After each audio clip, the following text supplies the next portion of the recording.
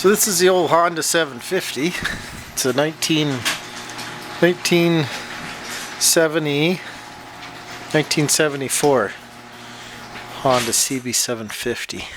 Okay. I've had it for about 20 years now. It's been down to Sturgis. When I was on the West Coast 4 years, I rode it every day. It was my main source of transportation back then. So a couple things about it. It's got dual discs on the front end. They're spaced out. And 2 Honda calipers. I believe they're around 73 4 calipers. And the discs have been drilled out and spaced. I've got a Triumph master cylinder on here that's off of a I don't know, it's off of a newer Triumph sort of affair with dual discs. It was a crashed bike, so I salvaged that off it. Got the obligatory ADV Rider sticker on there, advrider.com. Great website.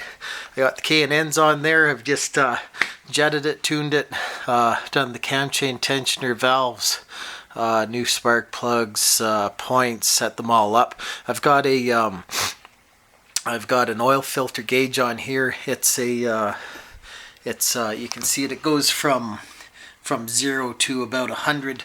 And really interesting about this bike is one of the reasons he lasted is because it's got excellent oil pressure.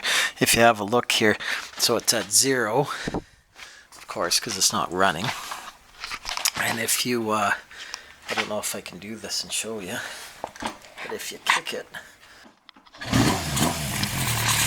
it immediately goes up to about 60 psi. Now the oil's cold, of course, but it'll sit around 40 at idle, and when you're running it, it'll run about 60 psi on a hot day going down the highway. And it starts up wonderful. When it's hot, you don't even have to touch the throttle. There we go. She's a little cold still, but I haven't ran it that long. The fuel's off. But anyways, one of the secrets to these motors is it has fabulous oil pressure, and that little gauge just flies right up the moment you kick it. It's got drum brakes on the rear. This thing's got about 250,000 kilometers on it, more or less. I mean, I've changed a lot of things on it, but I rode it every day and wore a lot of things out. Wore the drum brake right out. Anyways, I changed the motor. I wore the transmission out on the original motor. It was, the dogs were slipping and all rounded, and shift forks bent and this sort of thing. I just welded that the other day. The fender, it was sort of falling off. The side cover I have to repair because these are getting sort of collectible now. So the side covers are prohibitively expensive. They're about $80 shipped to the door, which is, as far as I'm concerned, quite a bit for a piece of plastic. It's got the original ignition mounted underneath the tank, and a little tail of the dragon thing from when my buddy Jordan done the tail last year. Said it was all right. So anyways, got a bunch of wires hanging out here. There's a newer regulator rectifier unit in there to replace the old mechanical jobby. It's got a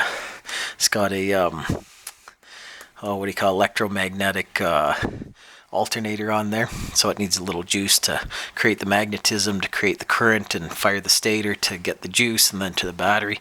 It's got the I set the float height at set at 26 millimeters, give or take a millimeter. The book states 26, but I think I'm running 25-ish around there, and the 22 mains on the bottom, and the needles are a second clip from the top, and it runs absolutely excellent. Idle's excellent. The pilot screws are about the pilot screws are these ones here. Those are for your idle, and they're a half turn out each. And so one clip up from the bottom on the needles, 122 mains, 25 mil float height and half a turn out on those. And I've synchronized the carburetors and adjusted the valves to spec. I've run a compression test. It's a little low. It's about 110 psi. That's quite low actually, but they all run quite good. They sort of wear like a dull axe, these old Hondas. I've got a 630 drive chain on here, which was a conversion back in the day. Some models had, I think the early Honda 750s had a 630 drive chain on. It looks kind of cool. It's just beefy, that's all. So I've got the chain guard off, and the original oiler's not on there, so it must be a later motor, because I think till 75 they had the automatic, not automatic, but it was an adjustable oiler on there. So K&N filters, they're not the greatest filters, but the air box is long gone, so that's the best I can do.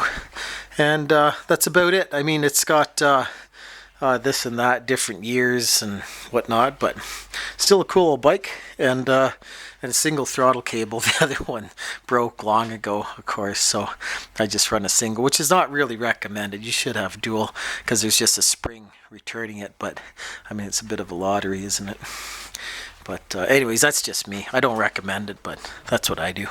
And it's got the on and off switch for the headlight, and some kind of Jardine, I think it's a Jardine 4-in-1 on it, and a lot of chrome bits here and there, and 70s sort of stuff like this. These finned clutch covers were sort of big in the day.